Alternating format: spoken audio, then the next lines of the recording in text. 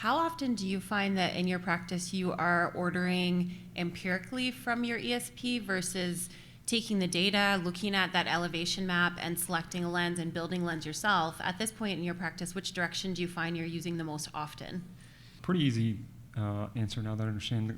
100%. So I actually bought my eaglet in July of 2020. So this was pretty soon after we're coming out of the COVID, shutdowns, or whatever you want to call these things.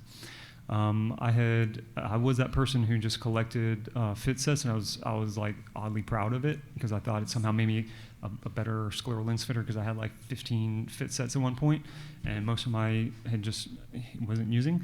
So once we started doing the eaglet, there was a sanitary aspect where we just didn't have to worry about disinfecting scleral lenses anymore. I think, Melissa, you've done some work regarding a lot of this.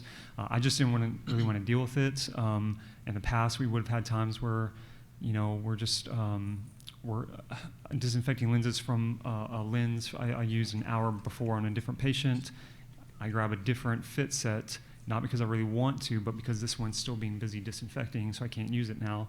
And so there's all these practical aspects. So I 100% do empirical fitting.